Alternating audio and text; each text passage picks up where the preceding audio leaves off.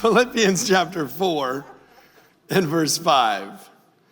Let your reasonableness be known to everyone. The Lord is at hand. The Lord is at hand. There comes the occasion that we should remind each other that the Lord is at hand. It is necessary for us to be constantly aware that the King is coming, that the Lord is at hand, so that we can live our lives with His coming in front of us. His coming is our expectation. I should treat my spouse in such a way that I'm expecting the King to be coming. I should raise my children in such a way that I'm expecting the Lord is at hand. I should live life in such a way that I know, that I'm ever conscious that the Lord is at hand. Because Jesus promised us that He is coming back, so we know that He is coming again. The Lord is at hand. So what should the posture of the believer be in this moment when we are living waiting on His coming? How should we be seen? He said, let your reasonableness be shown to everyone. So let's just take a minute and walk through this idea of reasonableness. What does this word mean? How can we apply it into our lives? Like, does your definition of reasonableness match mine, or does it match the Gospels? I don't know how you are, but I don't really enjoy conversations with unreasonable people. I don't like having dinner. I don't like having any meal. I don't like sharing a table or a moment with unreasonable people. I don't like being on the road with unreasonable people. I don't like standing in line with unreasonable people. But is that based on my definition? Is that absent God's definition? Like, what is it? What does reasonableness mean? Because He says, look, the Lord is at hand. This is the most important thing in our lives, is that the Lord is at hand. So if the most important thing that the Lord is at hand is that thing that we have to know, what is our posture in the moment? That our reasonableness be shown to everyone. So what is reasonableness? When we go into the gospel, we begin to see this word sort of defined, characterized for us. In James chapter 3 and verse 17, it says, the wisdom from above is first pure, then peaceable, gentle, open to reason, full of mercy and good fruits, impartial, sincere. For a harvest of righteousness is sown in peace by those who make peace. Now, in our Philippians text, this word is translated reasonableness. In James, the same word is translated gentle. Flanking this gentleness is being open to reason and peaceable. Like, what is our goal as we go through life? What is our goal when we have conversations? It says here that a harvest of righteousness is sown in peace by those who want to make peace. I don't know if you embrace this idea, but I have learned to embrace this idea. Not every thought that I have should be shared. There are just some things we don't have to say. Like, you might meet someone and you don't like them. Their personality type, maybe their temperament, it's just not a fit with your personality type or your temperament. But what would the purpose be of you saying, you know what, I don't like you? What would the purpose be of you saying, you know what, why do you talk so fast? Why are you so loud? Why can't you just sit still? Why? Like, what would be the benefit of that? Is the purpose of my conversation to make peace, or is the purpose of my conversation just to complain? See, we have to make sure that we are living according to the lifestyle that God has told us to live. What did He say? Let your reasonableness be known. This is this peacefulness that we find ourselves in conversations with people. How are we talking to people and why? Like, if the goal of my conversation is not to make peace, then I don't need to share the complaint that I have.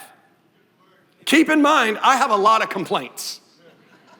I live my life looking and seeing things that need to be complained about. I absolutely do. I find myself at a drive-thru. They say, oh, go pull into space number 2. I don't want to pull into space number 2 because when I pull into space number 2, all I ordered was a drink. And what I know is you're just trying to get me through the line so it looks like you're serving people more quickly, but you're not serving them more quickly. So you're going to go send me to a parking spot and I'm going to watch the people behind me just drive while I'm waiting on my drink that's sitting on your counter and I know it's on your counter. I don't want to. But I'm not the manager. I've been asked to go pull in that space and rot while they forget my drink.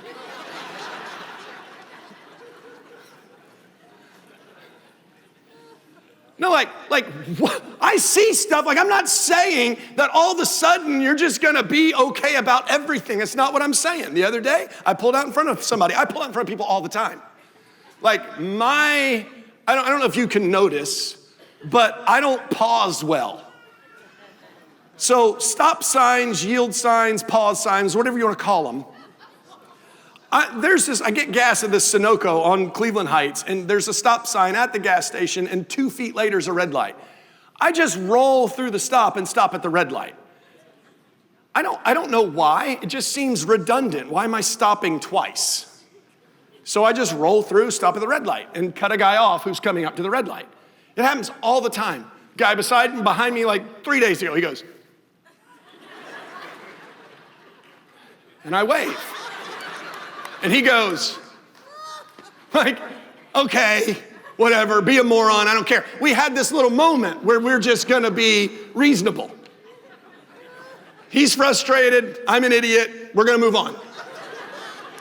Like not everything has to be a conflict. Not everything has to be stated. There are times where our words don't need to be spoken.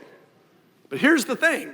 When you can have a conversation with someone and the goal of that conversation, the goal of that complaint is peace, you want to come to a place of peace, then you will have the attitude and you will have the words that will bring you to peace. If you do not have the attitude and the words that can bring the conversation to a place of peace, then it's not time for the conversation yet. There are those times we just have to sit back. What is that in the moment? That's reasonableness. Because we're not ready. What is the moment when we're speaking in peace, sowing seeds of peace? That's reasonableness as well. What is never reasonableness is when we find ourselves in a place engaging where it is not gentle, it is not peaceable, it is not open to reason, it is not full of mercy, it is not full of good fruits, it's not impartial, it's not sincere. In those moments, those are conversations that don't need to be they don't need to be happening. And it's all founded on what is first. He said, first, it's pure. So at the very beginning, it's not based on my opinion anyhow. It's what does God say about this? My opinion, and I dare say your opinion, they're not always based on the gospel. And so before we are willing to share what we think, we have to first measure our thoughts with the gospel so that wisdom from above can come. And then in our conversation is first purity. That what we are saying is the word. He contrasts later on this idea of reasonableness in 1 Peter chapter 2 and verse 18. Said, servants, be subject to your masters with all respect, both to those who are good and gentle, as well as those who are unjust. Now, this isn't, in my point, about a worker and a boss. We'll just ignore that for a minute. I just want to hold the back end of that text that just makes a contrast. That word gentle, again, same word, reasonable. It's not unjust. What is reasonable is going to be good. It's going to not be unjust. Injustice is never reasonable. Please understand that. Injustice is never reasonable. Why? Because what is reasonable is just. It's peaceable. It's full of mercy. sometimes you have to go back a few years to get a definition. And I think especially maybe in 2023, because we have come to a place where we really like to redefine things. We like to redefine who people are. We like to redefine what family is. We like to redefine what is good, what is evil. We like being very creative with definitions today. So sometimes to get an orthodox or an acceptable definition, we have to back up a few generations. And so there was a commentary on this text that was written by Dr. Bernard Rozier under the leadership of Dr. Stanley Horton. And this was kind of what they had come up with, just kind of trying to get the full concept, the breadth of this word. And they said it is tolerance for others when intolerance is justified. Tolerance for others when intolerance is justified. And I mean, can't we all speak to that? Haven't we all been in a place where we have a right to not tolerate someone and yet we're being asked to?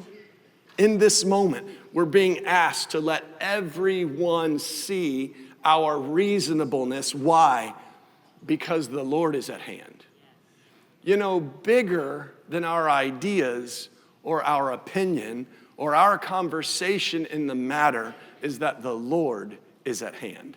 And so rather than saying something in the moment, in a heated moment, that might push someone away or alienate them from the gospel, we have to be considerate that we might be the only voice of the gospel in their life.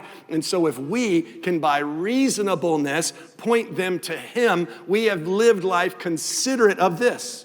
The Lord is at hand. The Lord is at hand. Now, who are we supposed to be living in front of in this way? He says, let everyone see your reasonableness. That's not just a few people. This is what we've done a little bit in the church world, just in general. When we say like reaching out to people or evangelism or outreach, we a lot of times will hear the word. We're not saying it, but we hear it like we're doing something for the poor. Like what are your outreach ministries? It's usually, when people use that phrase, they're usually talking about the poor, helping the poor. Let me just say this. We should help the poor. We should share with the poor. We should give to the poor. Jesus said the poor you're going to have with you always. James said if you walk past somebody and they're broke and they don't have any food and you just say, hey, to be warm, be filled, and you just keep right on walking, what good have you done? If you have something, help someone. Like, we absolutely should help people, especially those who are less fortunate than us. We have partnerships all over this city with ministries who help people who are not in a place to help themselves, whether it's Gospel Village or the Dream Center or Talbot House Ministries or Lighthouse Ministries. Like, we help people who are helping people who cannot help themselves. Why? Because we believe in helping the poor. 1,000%. But please understand that in Lakeland, Florida, just over 15% of our population lives in poverty. So our outreach, while it might be very good when we're reaching into poor communities or helping poor households, please understand that is negligent of the other 85% of the people in our community. What does that mean? Here's what that means. Our only outreach can't just be to the poor. It can't be. Because when we walk up to someone who's not poor and we say, hey, here's a backpack for your kid to go to school. All right, I don't need a backpack for my kid to go to school. Okay, well, here's a water. I don't need a water. I've got a Yeti cup full of ice with water. It's going to be good for the next 3 hours. I even have my name monogrammed on it. I mean, I don't, but they do. Okay, well, how about a gift card to McDonald's? I don't need a gift card. Like, how are we going to open the door in conversation to people who can already help themselves in these matters? Like, they don't need our benevolence. What do they need? Oh, they need the power of a transformed life lived in front of them, demonstrating what the gospel does. That's what they need. Because regardless of how much somebody has or does not have, there's always that hole in the soul that has not been filled by Jesus when they don't know him. And there's something about seeing somebody who has that hole filled where you recognize, oh wait, there is hope. Because what can happen when somebody just lives in a life and they're always around people who are have the same brokenness that they have, they actually don't think there's hope. They actually don't think there's an answer. But when somebody who loves Jesus, who has their life centered on the gospel of God, gets in their presence, all of a sudden, because of proximity, the one with the hole says, wait, what do you have that I don't have? And we can just say, oh, I have Jesus. That's who I have. They don't need to see another miserable marriage. They have one. They don't need to see another set of parents that are just beyond exasperated with their kids. They already have that. What do they need to see? People who love each other as the gospel has told them to love each other. People who are raising their families in such a way that the gospel has told them to raise their families. People who are running businesses according to the kindness and the mercy that the gospel says we should lead with. Are we leading our companies with servant leadership, or are we leading our companies with the same goal that the world has? Like, I want what we do to actually stand out. I want what we do to actually be different. If somebody from this house is a young adult, a single, and they sit down with some other young adult or single, like, how's your life? Oh, my life's awesome. Great. What are your goals? Their goals are in alignment with the gospel, not in alignment with the world. Because when you sit with somebody who's in the world and your goals look just like their goals, what's the difference? But when somebody hears your goal has a different perspective than their goal, and they see a joy flowing from you, and they see a peace upon you, all of a sudden, what are they going to do? They're going to think about what their life is. They're going to consider the difference in you and them, and then they're going to ask about it. They're going to ask about it. Why? Because the power of a transformed life has no equal. It has no match.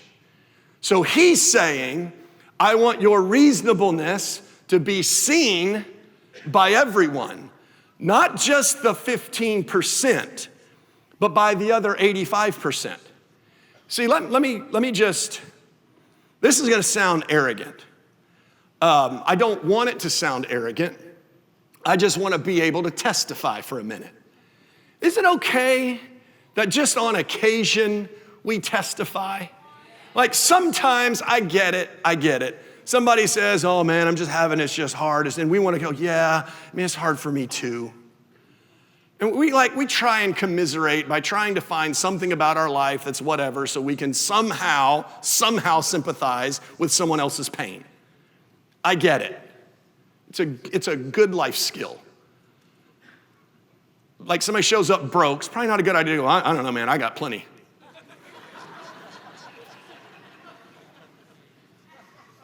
But I think it's okay on occasion if we could just testify about the goodness of God. Because here's the thing. All I've been doing for the last 25 years is figuring out how to take the gospel and copy and paste into my life. Like, when I think about what I should do, what I should think about, how I should behave, where is that in the gospel? Copy and paste. Okay, I'm married now. How can I do this thing called marriage? What's the handbook? I don't care about all the other books that have been written, what I should do here. No, what does the gospel say about marriage? How can I live my life according to the gospel? Copy and paste. I'm raising these kids, trying to get these kids across the finish line. I want these kids to love Jesus. Like, what does the gospel say is required of me? Not what the world says should be done. What does the gospel say about raising kids? What does the gospel say about relationships? And so I just spent my life trying to figure out, what does the gospel say about this? Filter out all the noise of the world. Copy, paste. And here's what I can tell you, is that 25 years later, see, I fit that description when Paul said, such were some of you. And he talked about all these things that people do who live out in the world. I did about all of them a lot. I can't say 100% of them on the list I failed, but probably 98%. But then there came a time where the gospel had to be center. And from that time to now, here's what I know. I have peace. I am full of joy. I love the life that is centered on the gospel of Jesus Christ. I love my wife. I love seeing her, talking with her, playing with her. I love being around my wife. I love my kids. I love my kids when they're awful. I love my kids when they're awesome. Because when they're awful, we have conversations. When they're awesome, we have celebrations. What is that? That's living in the center of the gospel. So even when it's a hard conversation, when the gospel demands it, there's peace and there's joy in the conversation. So what I love about parenting is that it can be done according to the gospel. And when there's gospel, there's joy. I love the calling that God has given me. There is satisfaction about getting up every day and doing the thing that God has gifted you and called you to do. There are people that do things that are a lot more successful. There are people who do things that may look a whole lot better, but I don't find my joy in their success. I don't find my joy in what looks better. I find my joy in doing what God has called me to do.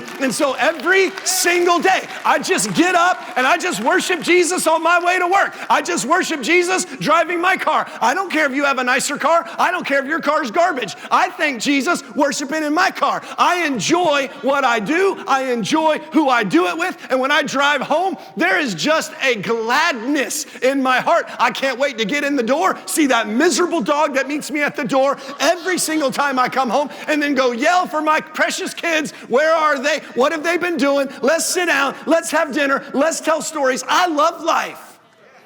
Like, I love life. I love it. Whatever addictions I had, by the power of God, they're broken. I don't live in addictions. I don't deal with things. I just sit in the center of the gospel of God with the armor of God on. And when stuff comes, I just say, no.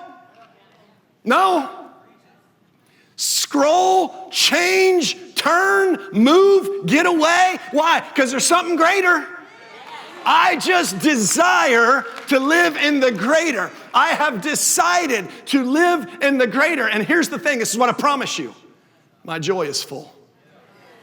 My joy is full. And here's the thing, because my joy is full, I can't actually hang out with as many people who would like to hang out with me. I have to say no all the time. Why? Because of the goodness of God in the land of the living. Because there's something different about a life that has been transformed by the gospel. And when you live that life, here's what I promise you. You will be a testimony to everyone whose life doesn't look like that. Why? Because the Lord is good and His mercy endures forever. Forever.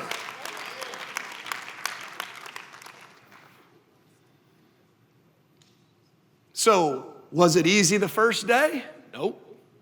How about the first year? By year 5, yeah, it's getting pretty easy. 25 years removed, it's just good.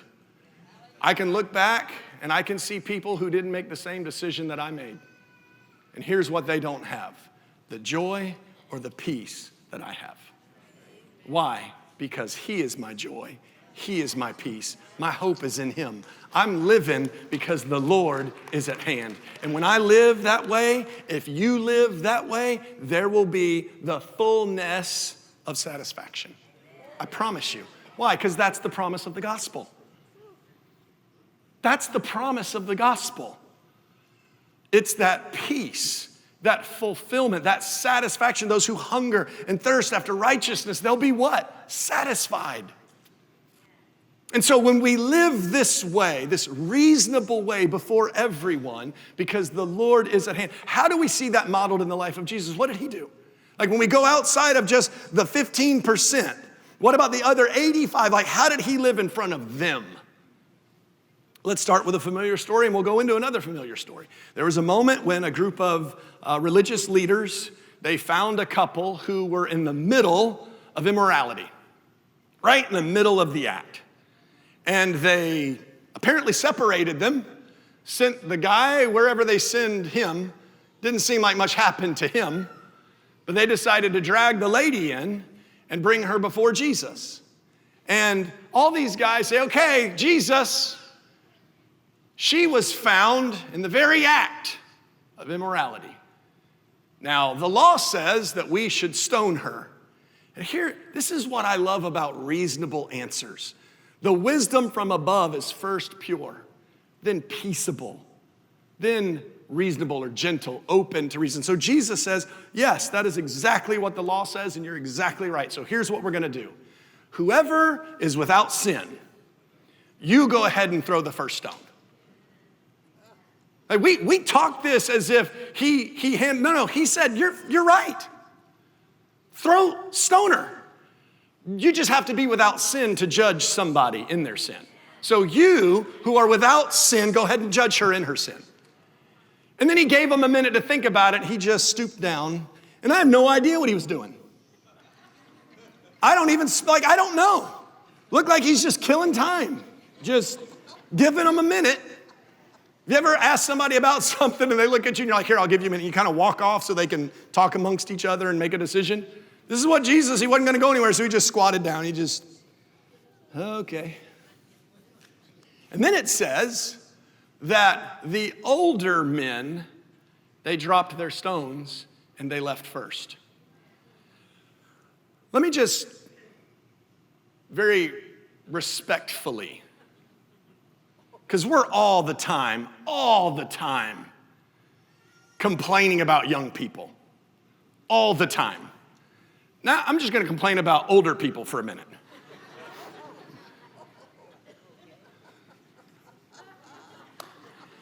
It was the older ones who left first, who led the way in what was reasonable.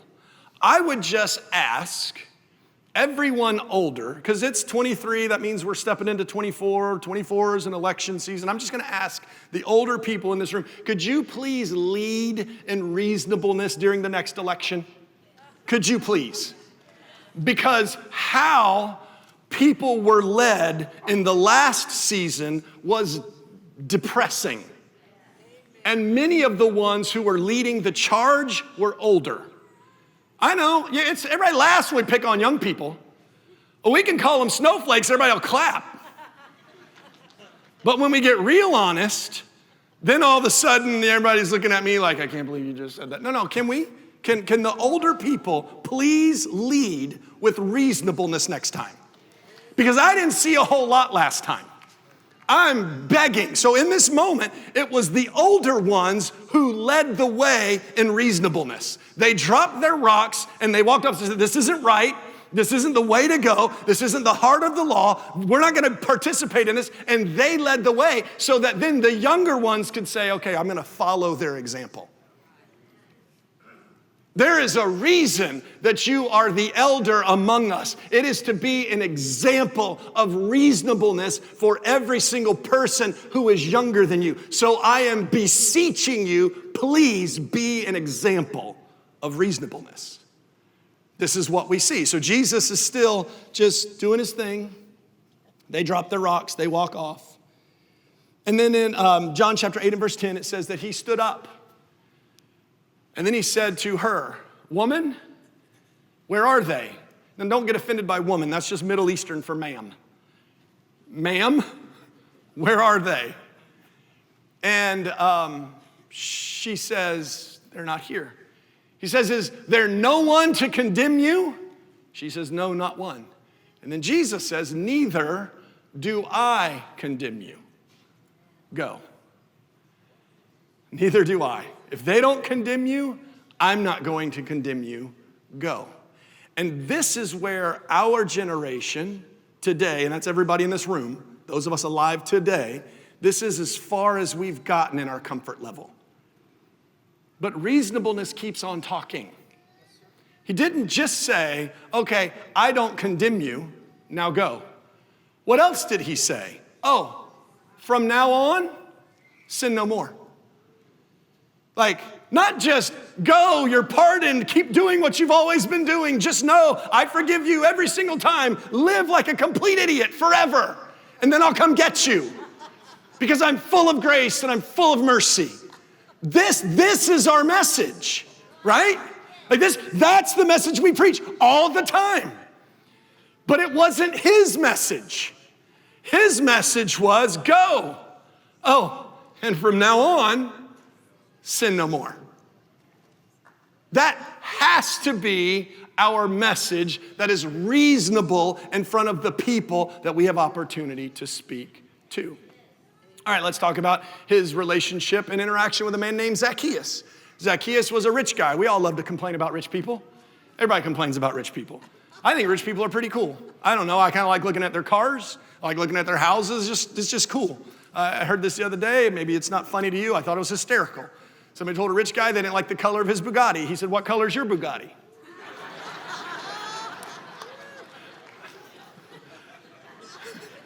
I don't know. I thought that was hilarious.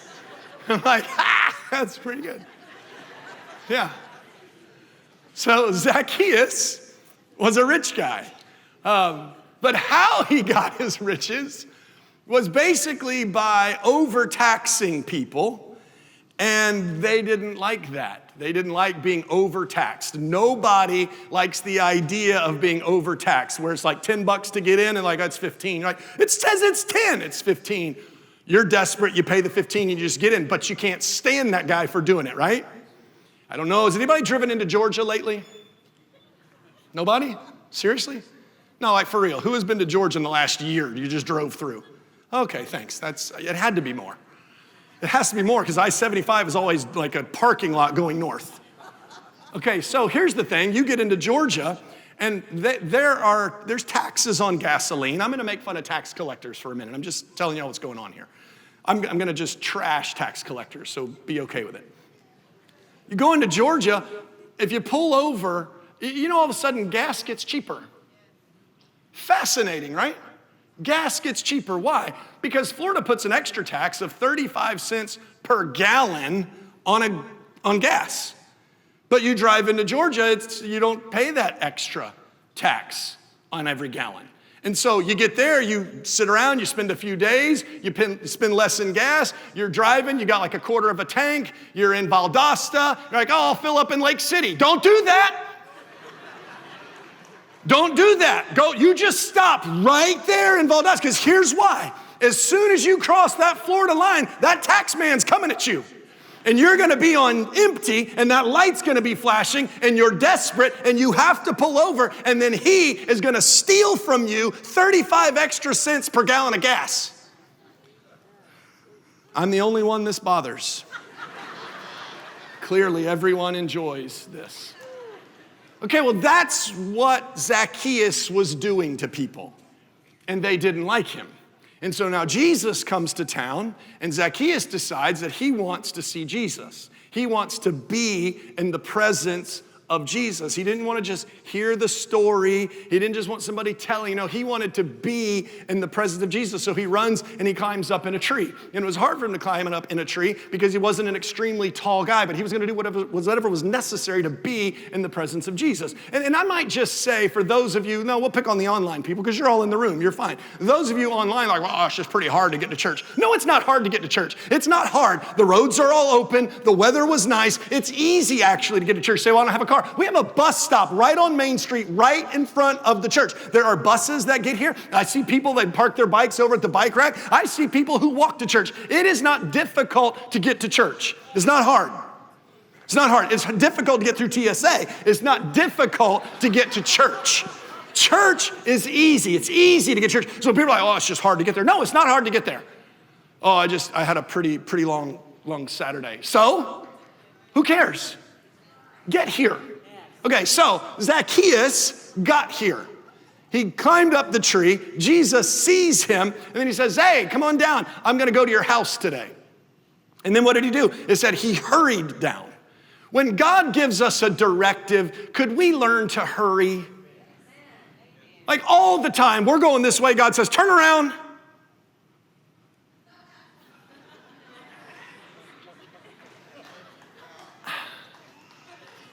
If God says turn around, there's not one more thing going that way for you.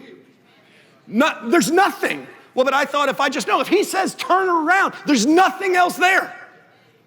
Going along, God says turn around. I'll be right there. I'm one of the slow ones. Just have a confessional real quick. Part of my therapy with you this morning. God says turn around. I will turn around. I'm going to turn around. I'm turning around. Okay. No, turn around, man. Turn around. Okay, so Zacchaeus hurries down. They go to his house. They're in his house. Jesus is having conversation with him. He's in the presence of Jesus. Jesus doesn't tell him to do anything. He's just in his presence. Because of the conviction of the power of God on the life of Jesus, Zacchaeus, in Luke chapter 19 and verse 8, it says, he stood up and he says, Lord, behold, of all the goods that I have, I give half to the poor. And then, if I have defrauded anyone of anything, I will restore it fourfold.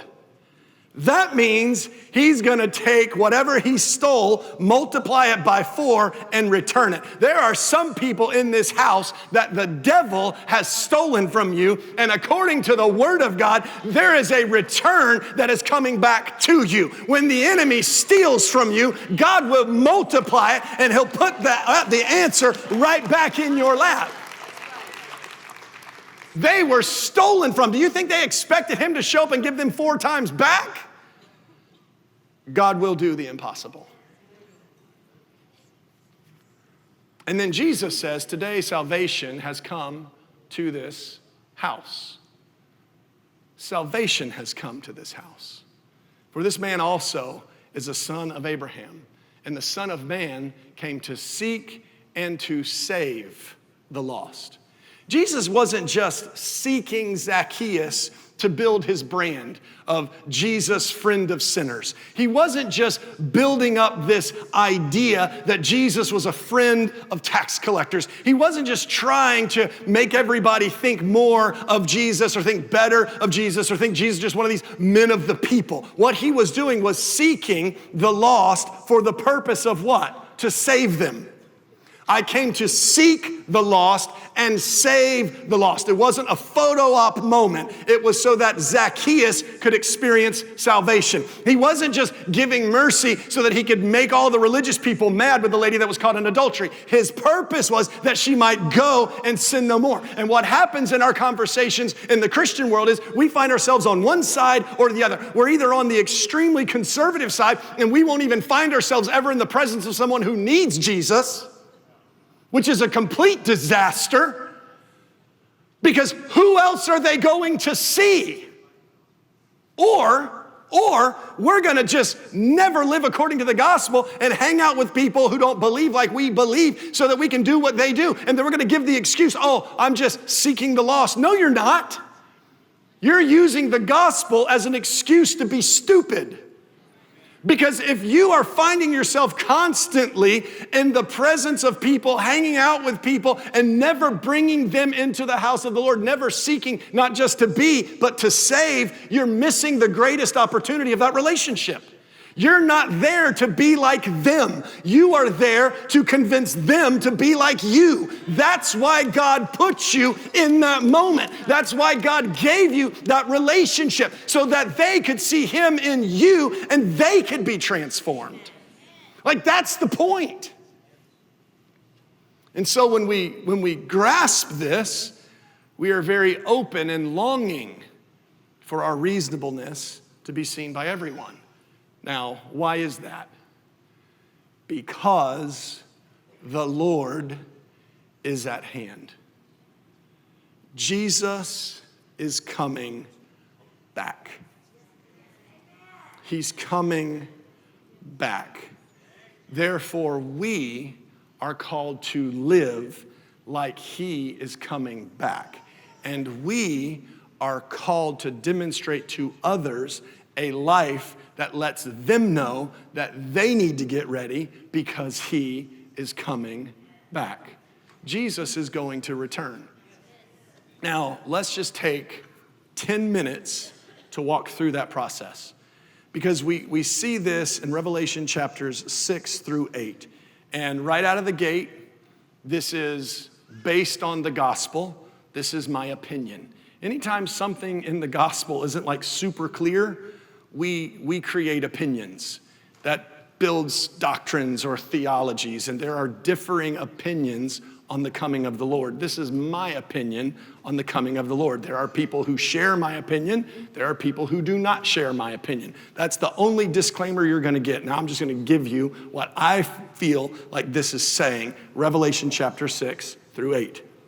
We see this moment where in heaven there is the call for one to come forward who is worthy to open the seal that begins the end of days.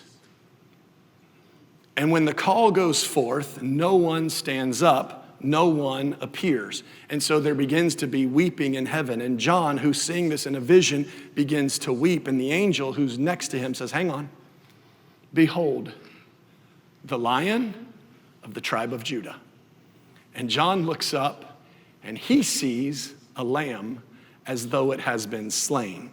And the lamb, as though it had been slain, is there in a moment, but he wasn't there in the previous moment. Where was he in the previous moment? In the previous moment, the lamb that had been slain was the Word who became flesh. When the Word became flesh, he dwelt among us. He gave his life to die for our sins, and then he descended into the lower parts of the earth that he might pay the penalty of death, hell, and the grave. And then by the power of the Holy Spirit, he was raised from the dead. And so John is seeing this moment when the Lamb who was slain ascended to his Father that he might step into and take his place back at the throne, because no one was worthy to approach the throne of God except the Lamb who was God. In the beginning was the Word, and the Word was with God, and the Word was God. That Word became the Lamb who gave his life for us. Now he, the Lamb who had conquered death, ascended. Now he's approaching the throne of God. Now God hands him a seal, and the only one who's worthy to open the seal, the only one who paid the penalty of sin for you and me, he opens the seal. And when he does, there is released the spirit of Antichrist on the earth. Now I'm saying that because it was seen as a man riding on a white horse who was like a ruler who went about conquering and to conquer. If we fast forward all the way to the end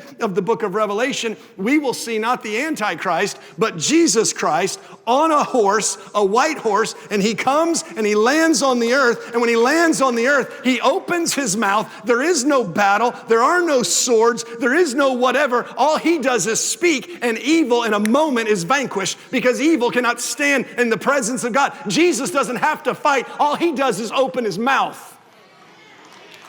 So this is what happens at the end of the time. But this is at the beginning of the time. It's not the Christ, it is a false Christ. It's fascinating when you look at this person that was the Caesar actually after the death of Jesus, the first one who came, Caligula. It's fascinating when you look at his life and how awful he was. It said that he was doing pretty good. He lowered taxes and was doing some things, and then just all of a sudden he got sick and changed. There was just a complete shift in him. He called himself a god. He sold his sisters out to give people favors. He would overcome rulers, and he would have their families watch him while they killed their family. Like, the guy was wretched. Oh, and he loved his white horse. His white horse had a marble stable. His white horse he ordained as a priest. It's just a neat little story if you're into a false leader riding on a white horse and you think there's any significance to that. And so from that moment, as John said, the spirit of Antichrist is on the earth, and there will be false Christs, plural, and there will be false prophets, plural, in this age called the end of days. And so that's the time that we live in. And there were other seals that were opened, a dark horse, a pale horse, a red horse, wars and rumors of wars and famines. And sometimes we're like, oh, we haven't seen anything like that. Really? We haven't seen anything like that? Did you pay attention to World War II? It's like 60 million people died, 6 million Jews. Just 50 years ago, the leader of China starved 30 million of his own people. Like, starved them out. Like, we don't think there are Antichrist leaders out and about. Lenin, Mussolini, Stalin, Hitler. All flowing in a spirit of Antichrist. Saddam Hussein, that guy? Remember that guy? What about Vladimir Putin? I'm sure he's awesome. Like false Christs, false leaders who are claiming they have the answer. They have no answer. You don't have the answer when you're killing people.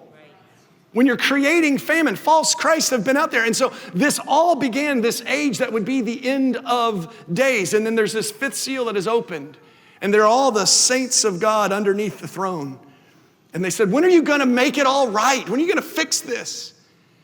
And he says, in a little while. And I think that's where we are right now. We're in that in a little while space. But there is a command for us in this little while space.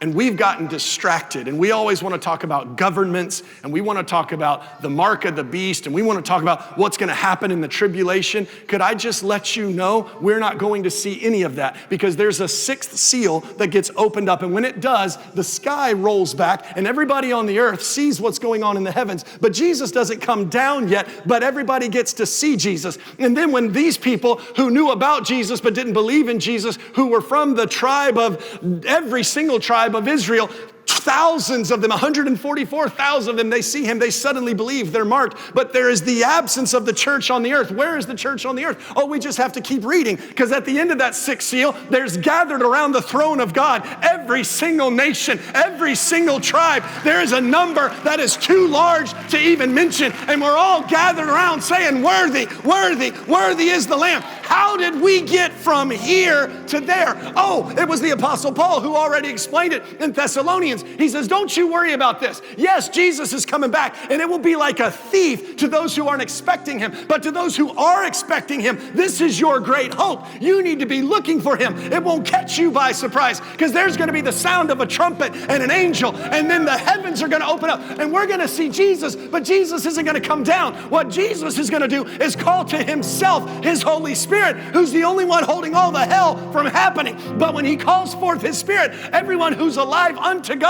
all of the sudden we who are alive and remain, we are caught up together to meet him in the air. And then all those people who are under the throne at the fifth seal, their bodies are lifted up, spiritual bodies, where they are joined with us and Jesus in the clouds, where we will be with him forever and ever and ever.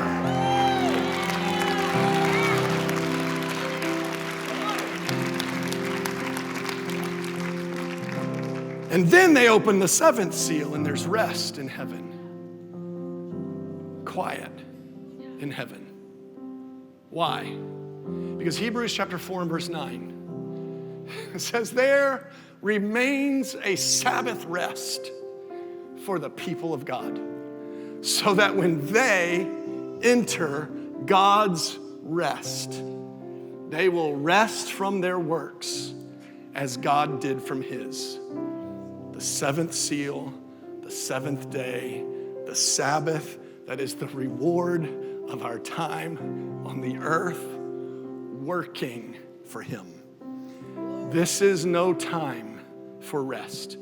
Proverbs says a little rest, a little folding of the hands, and then poverty comes on you like a thief.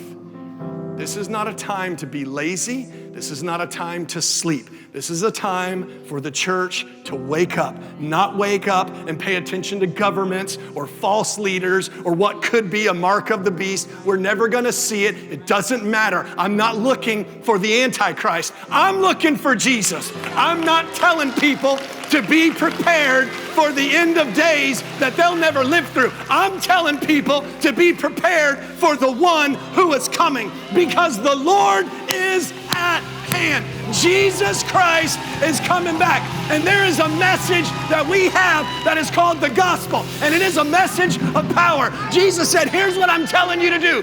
Pray to the Lord for the harvest, that they would have laborers in that harvest. And then he gave them power, and they had power over unclean spirits, and they cast out devils, and they healed the sick, and they healed the afflicted. This is the power that's been given to us. This is the power, not to discern government conspiracies. The power is healing. The power is deliverance. The power is the gospel. And here's the thing. When people see our reasonableness, man, they will flood to be in the presence of God. When your life demonstrates the reasonableness that flows from the power of the gospel, there will be not an altar on the earth that is not full of the one who is lost that is now found. This is our call. This is our call. This is our purpose. Let your reasonableness be seen by others, by all others, by everyone, for the Lord is at hand.